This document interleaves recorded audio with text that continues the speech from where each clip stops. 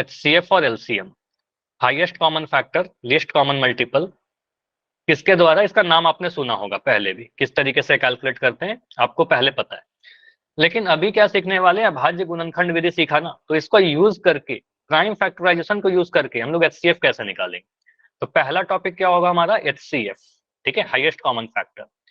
सीधे क्वेश्चन पर जंप करने के पहले मैं थोड़ा सा आपको एक बताता हूँ गुणनखंड के बारे में, क्या आपको नोट डाउन करना है। देखो, महत्तम समापवर्तक, इसको कहते हैं हाईएस्ट कॉमन फैक्टर। फैक्टर का मतलब क्या होता है, गुणनखंड। फैक्टर का मतलब क्या होता है, गुणनखंड।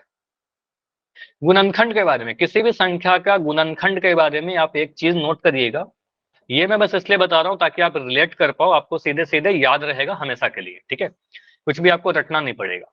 तो पहला चीज ये ध्यान रखिएगा, किसी भी संख्या का आप अगर गुणनखंड लिखोगे, जैसे कि मैं 10 लिख रहा हूं, तो आपको ये सोचना होता है कि कौन कौन से ऐसे नंबर हैं जो 10 को पूरी तरीके से डिवाइड कर दे, ठीक है, कौन कौन सा नंबर है जो जिसके टेबल में 10 आता है। तो आप कहोगे सर 1 के टेबल में 10 आता है, 2 के टेबल में 10 आता है, 3 के टेबल में 10 आता है क्या, मुझे बताओगे। 3 के नहीं टेबल में 10 सर। नहीं आता, नो सर। 3 से 10 नहीं कटेगा। आप कहोगे सर 3 नहीं होगा, और क्या होगा, 5 होगा, ठीक है, 5 होगा और 10 होगा।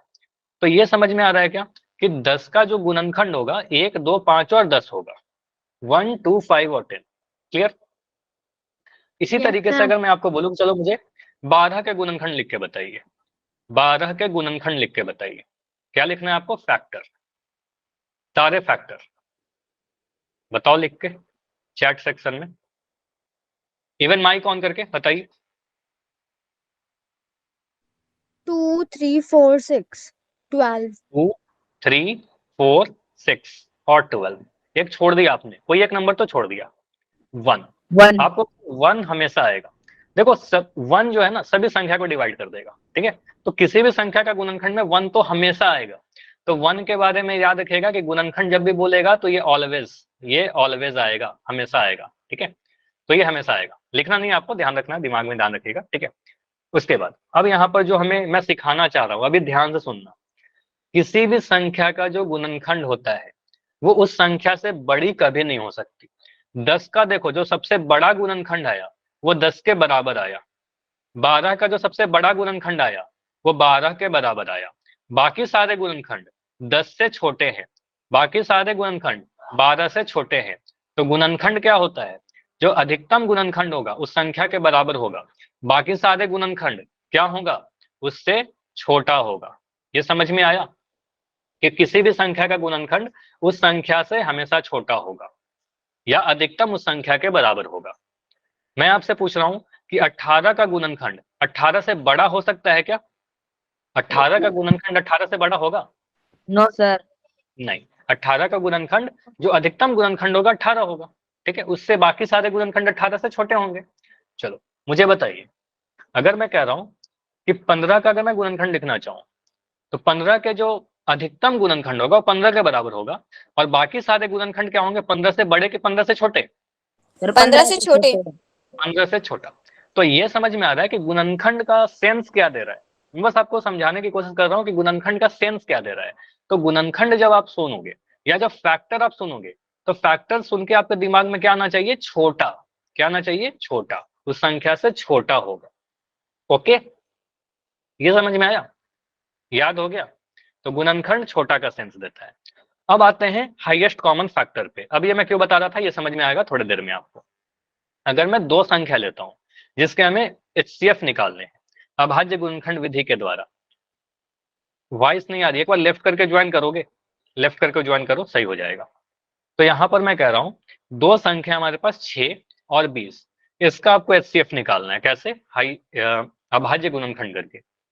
तो क्या मुझे बताओ, आप सभी बच्चे 6 और 20 का प्राइम फैक्टराइजेशन कर लोगे, अभाज्य गुणनखंड कर लोगे, कर लोगे ना, बस इतना कंफर्म करिए, कर लेंगे।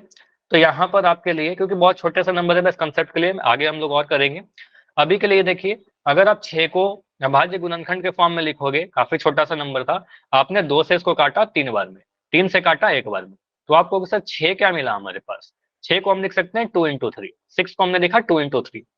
20 को क्या लिखोगे, 20 को आपने काटा 2 से 10 बार में कट गया, फिर 2 से काटोगे 5 बार में कट गया। इसका मतलब 20 को हम लिख सकते हैं सर ये सारे संख्याएं 2 इंटू 2 इंटू 5, ठीक है, 2 इंटू 2 इंटू 5। हमने क्या किया, कुछ नहीं किया, जो दो नंबर दिए गए थे इन दोनों नंबर का अभाज्य गुणनखंड किया, प्राइम फैक्टराइजेशन किया।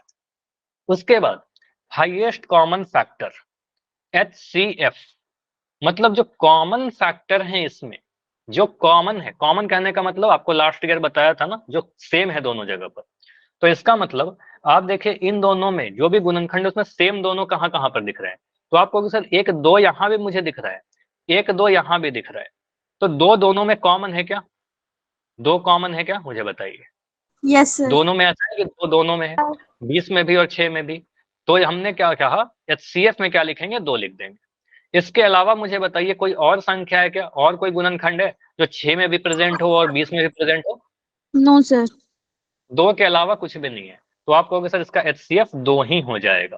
तो HCF का मतलब समझ में आया कि ऐसा कॉमन फैक्टर जो दोनों ही में हो, ऐसा गुणनखंड जो दोनों में हो अधिकतम, ठीक है। ये समझ में आया 2 कैसे आंसर आया। तो आप कह रहे हो सर 2 इसका भी गुणनखंड है, 2 इसका भी गुणनखंड है, तो HCF क्या आएगा, 6 और 20 का 2 होगा। तो बस HCF का मतलब समझ में आया क्या? प्रैक्टिस तो भी ढेर सारा करेंगे अभी, बताइए। Yes sir. ठीक है, तो मतलब सीख लिया। अब इतने छोटे छोटे नंबर आएंगे क्या, नहीं, इससे बड़े नंबर आएंगे हमारे एग्जाम में। तो बड़े नंबर आएंगे, मान लो अगर मैं एक क्वेश्चन लेता हूं, एक क्वेश्चन लिया 12 और 18, इसका आपसे बोला जा रहा है कि HCF कैलकुलेट करिए, HCF कैलकुलेट करिए। अब मैं आपको सिखा रहा हूं कि मेथड करते कैसे हैं। तो आप बोलोगे सर 12 लिखेंगे, 12 का अभाज्य गुणनखंड करेंगे। सबसे पहले जो भी नंबर दिया गया उसका अभाज्य गुणनखंड करिए। चलिए आप लोग स्टार्ट हो जाओ, करो अपने कॉपी पर, ठीक है। तो 2 से काटोगे कितने बार में, 6 बार में। फिर 2 से काटोगे, इसको मैं थोड़ा फास्ट कर रहा हूँ क्योंकि ऑलरेडी काफी प्रैक्टिस कर चुके हैं, ठीक है। तो 2 तिया 6, उसके बाद फिर कटोगे 2 से, 3 से, 3 एकम 3। उसके बाद 12 का तो हमने कर लिया। अब 18 को आप ब्रेक करिए, 18 को आप अभाज्य गुणनखंड के फॉर्म में लिखो आप। तो आपका क्या आएगा, यहाँ से आप ब्रेक करोगे इसको 2 से, 2 9 18, फिर काटोगे 3 से, 3 3 9, 3 एक प्राइम नंबर आ गया, 3 एकम 3। अब यहाँ पर समझना, ठीक है, आंसर आ रहे हैं, बहुत बढ़िया। तो यहाँ पर आप बोलोगे सर यहाँ पर अगर हम 12 को लिखना चाहें तो 12 को क्या लिखेंगे, 2 इंटू 2 इंटू 3, ठीक है।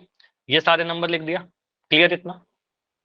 अगर मैं 18 को लिखूं तो 18 को लिख सकते हैं ये सारे number, 2 into 3 into 3, 2 into 3 into 3। अभी यहाँ पर मुझे बताओ क्या हम ऐसा लिख सकते हैं, 12 को ऐसा लिख सकते हैं क्या, 2 का पावर 2 इंटू 3, 2 2 बार गुना हुआ था। Yes sir. उसके बाद इसको लिख सकते हैं 2 इंटू 3 का पावर 2। यहां तक मुझे बताइए क्लियर है क्या सभी को, यस या नो? Yes sir. चैट में, ठीक है। अभी यहां पर सीखना है आपको। अब देखना, अगर मुझे कभी 2 नंबर का HCF निकालना है तो पहला स्टेप की अभाज्य गुणनखंड करेंगे। सेकंड स्टेप जो सार्व गुणनखंड है, सार्व गुणनखंड, इसको नोट कर सकते हो आप, सार्व गुणनखंड का क्या करोगे, जो कॉमन फैक्टर लीजिएगा उसका छोटा घात को गुना कर देना है। अब छोटा घात क्यों हो रहा है, क्योंकि आपको पता है कि गुणनखंड का मतलब छोटा होता है।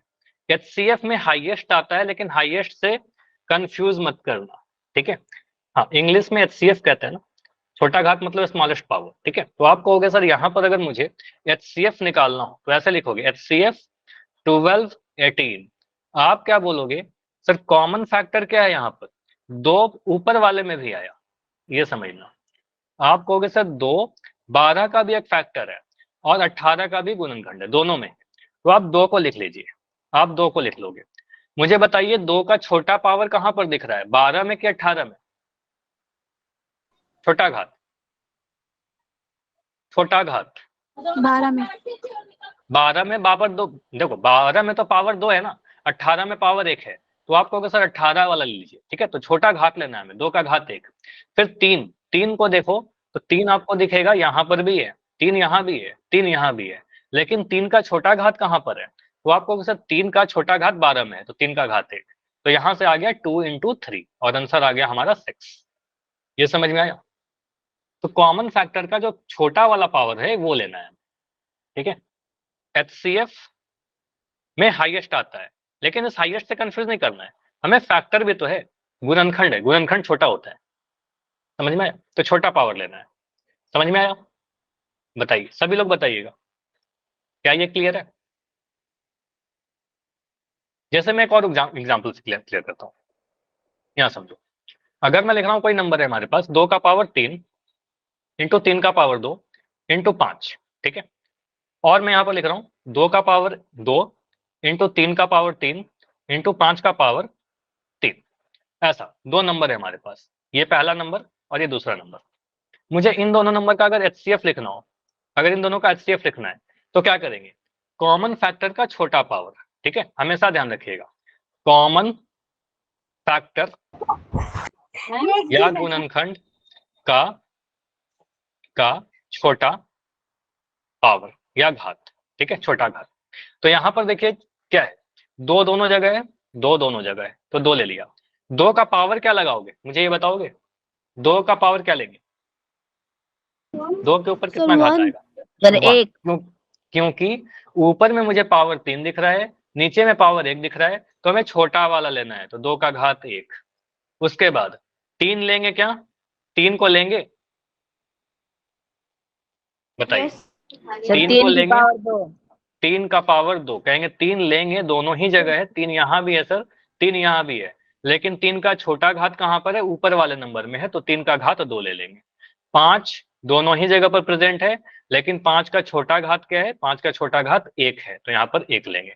तो ये जो भी सॉल्व करके आ जाएगा 2 इंटू 9 इंटू 5, और ये आ जाएगा आपका 18 इंटू 5, यानी 90 आंसर आ जाएगा। क्लियर? ये समझ में आया? ये क्लियर? ठीक है, तो करना क्या है, सिंपल सा कंसेप्ट है, प्राइम फैक्टराइज कीजिए, कॉमन है उसका छोटा पावर लेना है बस। ठीक है, चलो अब प्रैक्टिस करो, ये सीख ही लियो आप, प्रैक्टिस करो। अब यहाँ पर बोला गया है 96 और 404, इन दोनों नंबर का एचसीएफ निकालना है हमें। ठीक है, बताइए कितना होगा एचसीएफ? आप क्या करोगे, सबसे पहले 96 का अभाज्य गुणनखंड, 96 का फैक्टराइजेशन करना है आपको। उसके बाद 96 का हो जाएगा, फिर आप 404 का फैक्टराइजेशन करिएगा। चलो, ये तो मैं जानता हूं, इतना तो आपको पता है ना, ये तो कर ही लोगे आप। चलो 96 से करो, मैं करूं? चलो मैं इसको 2 से डिवाइड कर रहा हूँ, इतना तो आपको पता है, 2 से करोगे, 2 चौके 8, 2 8 16, 48 बाद में कट जाएगा। इसमें कोई भी डाउट होगा बताना, क्योंकि हमने ऑलरेडी सीख रखा है, इसलिए मैं कर रहा हूँ इसको। 2 2 दूनी 4, 2 चौके 8, फिर 2 से काटोगे, 2 एकम 2, 2 दूनी 4, फिर 2 से काटोगे, 2 छक 12, फिर 2 से काटोगे, 2 तिया 6। अब नीचे में एक प्राइम नंबर आ गया, ठीक है, नीचे में एक प्राइम नंबर आ गया, तो 3 से डिवाइड कर दीजिए, 3 एकम 3। तो ये हमने 96 का प्राइम फैक्टराइजेशन किया। 404 को करते हैं, तो इसको 2 से काटो, कितने बार में कटेगा? 2 दूनी 4, एक जीरो आ जाएगा, फिर 2 दूनी 4, फिर 2 से काटोगे, सम संख्या है, 2 एकम 2, 2 जीरो, 1 जीरो, 2 एकम 2। अब ये 101 आ रहा है, 101 प्राइम नंबर है क्या? 101 प्राइम नंबर है, हाँ 101 प्राइम नंबर है जो किसी से नहीं कटेगा, ठीक है, सिर्फ 101 से कटेगा और 1 से, तो 101 एकम 101। अब इसको देखकर आप मुझे बताइए, क्या आप ऐसा लिख सकते हो? क्या इतना आप लिख लोगे कि सर हम 96 को लिखेंगे, 96 को लिख सकते हैं 2 इंटू कितने बार 2 है बताओगे? 1 2 3 4 5, 5 बार है, तो 3 4 5 इंटू 3, ठीक है, ऐसा लिख दिया। 404 को क्या लिखोगे? 404 जो है मेरा, वह 2 इंटू 2 इंटू 101, इसको हम और शॉर्ट फॉर्म में लिखे, घात के फॉर्म में लिखे, पावर के फॉर्म में लिखे, तो क्या ऐसा लिख सकते हैं? 2 का घात 5 इंटू 3, और 404 को लिख सकते हैं 2 का घात 2 इंटू 101। बताइए, यहां तक क्लियर है? यहां तक सभी का क्लियर है? Yes sir.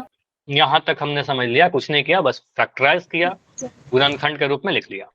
अब यहां समझिएगा, आपके एग्जाम में अगर ये क्वेश्चन आता है तो लास्ट स्टेप में आपको ऐसे लिखना होगा, आप बोलोगे HCF 96 404, ये दोनों का जो HCF होगा वो देखो कॉमन फैक्टर कौन सा है, कॉमन गुणनखंड कौन सा है। तो 2 देखिए 96 में भी आया और 2 404 में भी आया, दोनों ही जगह पर आया, तो आप 2 को ले लोगे, 2 को ले लोगे। 2 का पावर कितना, घात कितना लेंगे 2 के ऊपर? छोटा वाला घात, ठीक है, छोटा घात। तो 2 का घात छोटा कहां पर दिख रहा है? 404 में छोटा है, ठीक है, तो आप कहोगे सर 2 का पावर 2 लगाएंगे, ठीक है। उसके बाद 3 को लेंगे क्या, बताइए, 3 लेंगे, यहाँ पर 3 दिख रहा है, नो सर। 3 क्यों नहीं लेंगे, क्योंकि 3 100 ये 404 वाले में नहीं, कॉमन नहीं। 101 को नहीं लेंगे क्योंकि 101 96 वाले में नहीं है, तो 3 को नहीं लेना है, 101 को नहीं लेना, यही हमारा आंसर हो जाएगा। तो इसको बोलोगे सर 2 का पावर 2 इंटू 2 इंटू 2 यानी 4 आंसर आ जाएगा। क्लियर। आंसर जितने बच्चों के 4 आ रहे थे, काफी सारे बच्चे थे जिनका आंसर 4 आ रहा था। ठीक है, क्लियर हुआ, बताओ। चलो इस पेज के आप स्क्रीनशॉट ले लो, समझ में आया, ठीक है। अगर क्लियर है तो वाई लिखो, कोई भी डाउट है तो डी लिखो। लिख लिया, नोट कर लिया ठीक है, सर। ठीक है, नोट कर लिया, आगे बढ़ते हैं। तो एक बार मैं समराइज कर रहा हूँ कि इसमें करना क्या था हमें, नोट कर लिया ना, हाँ। तो फिर से आपको ध्यान ये रखना था कि पहले अभाज्य गुणनखंड, अभी और भी प्रैक्टिस करेंगे, अभाज्य गुणनखंड, प्राइम फैक्टराइजेशन, उसके बाद छोटा नहीं, कॉमन फैक्टर, कॉमन जो भी है, कॉमन फैक्टर, कॉमन गुणनखंड का छोटा घात, ठीक है, छोटा घात, बस ये ध्यान रखना है, ठीक है, और उसको गुना कर देना है फाइनल। ठीक है, चलिए अभी क्वेश्चन है आपके लिए 17, 23, 29। चलो इसके पहले ना मैं आपको कुछ और चीज बता रहा हूँ, ये समझ लो, नोट डाउन कीजिएगा, ये आपको नोट करना है। लास्ट ईयर भी मैंने आपको बताया था, आपने अगर क्लास किया था तो HCF में, अगर हमारे पास कुछ अभाज्य संख्याएं दी रहे, जैसे कि अगर मैं एक नंबर ले रहा हूँ 3 और एक नंबर ले रहा हूँ 5, ये दोनों का अगर आपसे पूछे कि इसका HCF बताइए, तो आप बोलोगे सर 3 और 5 दोनों ही कैसे है, ये दोनों ही अभाज्य संख्या है। अगर हमारे पास दो अभाज्य संख्या, दो प्राइम नंबर है, तो इसका HCF ऑलवेज 1 होगा, सीधे उसका HCF 1 होगा। ये आपको याद करना है, दो अभाज्य संख्या या दो से अधिक अभाज्य संख्याओं का HCF 1 होगा। क्लियर, समझ में आया, क्यों होगा, अगर आप ये समझना चाहते हो क्यों, अगर मैं आपसे पूछूं कि ऐसा क्यों होता है, ठीक है, तो ये समझो कि 3 को आप क्या लिखोगे, 3 तो प्राइम नंबर, ये नहीं टूटेगा, तो इसको 3 इंटू 1 लिख सकते हैं। 5 को क्या लिख सकते हैं, 5 नहीं टूटेगा, 5 प्राइम नंबर है तो 5 इंटू 1 लिख सकते हैं। इन दोनों में कॉमन क्या है, 3 और 5 में कॉमन क्या है, कुछ भी कॉमन नहीं है, कॉमन सिर्फ और सिर्फ एक है। अगर कुछ भी कॉमन नहीं है तो एक तो कॉमन होगा ही ना, तो कभी मैं बन बोल रहा हूँ कि कॉमन कुछ भी नहीं है। अगर कुछ कॉमन नहीं दिखता है तो एक से तो गुना कर ही सकते हैं किसी भी संख्या में, तो आप कहोगे सर इसका HCF जो होता है वो 1 होता है हमेशा। ठीक है, तो मुझे बताइए, अगर मैं ऐसे पूछूं आपसे क्वेश्चन कि HCF मुझे बताइए 13 और 11 का, तो इसका HCF कितना होगा, सर 1। 1 होगा, क्यों, क्योंकि 13 और 11 दोनों कैसे हैं, दोनों ही अभाज्य संख्या है। ठीक है, तो अगर कभी भी दो अभाज्य संख्या है तो उसका HCF हमेशा 1 हो जाएगा। ठीक है, तो बहुत जल्दी से आंसर कर सकते हो ना आप। अगर मैं आपसे पूछूं, मुझे बताइए, मैं पूछूं, हाँ प्राइम नंबर थे, अगर मैं एक नंबर लेता हूं 11, एक नंबर लिया 13, एक नंबर लिया 17, इन तीनों का मुझे बताइए HCF 1। तो आप कहोगे सर ये तीनों के तीनों कैसे हैं, तीनों के तीनों प्राइम नंबर है। ठीक है, हिंदी मीडियम में क्या लिखोगे, अभाज्य संख्या है, ये तीनों अभाज्य संख्या है, तो इसका HCF हमेशा 1 हो जाएगा। याद हो गया सभी को। चलिए अब मैं आपसे पूछ रहा हूं, हमारा जो क्वेश्चन था, अब आप बताओ इन तीनों संख्याओं का HCF कितना होगा। अब कितना टाइम लगेगा, अब इसका आंसर करने में कितना टाइम लगेगा, बस आपको ये देखना है कि अच्छा 17 क्या है, 17 एक प्राइम नंबर है, अभाज्य संख्या है। ठीक है, 23 कैसा है, 23 भी अभाज्य संख्या है सर, 23 भी क्या है, अभाज्य संख्या है। 29 कैसा है, अच्छा 29 भी अभाज्य संख्या है। तीनों के तीनों अभाज्य संख्या है, तो इनका निकालना क्या है आपको, इसका निकालना तो HCF है। तो हम सीधे सीधे बोल सकते हैं कि अगर इन 1 तीनों का HCF आपको निकालना है तो आंसर कितना आएगा, 1 1। ठीक है, तो सीधे बोलोगे HCF 1 आएगा। ये हमने सीधे आंसर कर दिया। कोई आपसे पूछ ले, मान लो आपसे कोई आपके टीचर, आपके कोई फ्रेंड आपसे पूछते हैं कि चलो ठीक है आपने आंसर तो बता दिया, लेकिन कारण भी तो बताओ क्यों ऐसा होता है, तो आप बोलना, आप उनको क्योंकि एक्सप्लेन सर क्या, अभाज्य संख्या में कुछ भी कॉमन नहीं होता। हाँ, कुछ भी 1 कॉमन होता है, सिर्फ 1 कॉमन होगा। ठीक है, कुछ हाँ, भी 1 के कॉमन नहीं अलावा होगा, कुछ नहीं। 1 के अलावा कुछ भी कॉमन नहीं है, तो 1 आंसर आ जाएगा। तो आप कहोगे सर अगर 17 को हम लिखना चाहें तो 17 को सिर्फ लिख सकते हैं 17 इंटू 1, 23 को लिखना चाहें तो 23 इंटू 1, इससे ज्यादा तो ये नहीं टूटेगा ना। उसके बाद 29 को अगर हम लोग ब्रेक करना चाहें तो 29 इंटू 1 गुणनखंड के फॉर्म में ये लिख सकते हैं।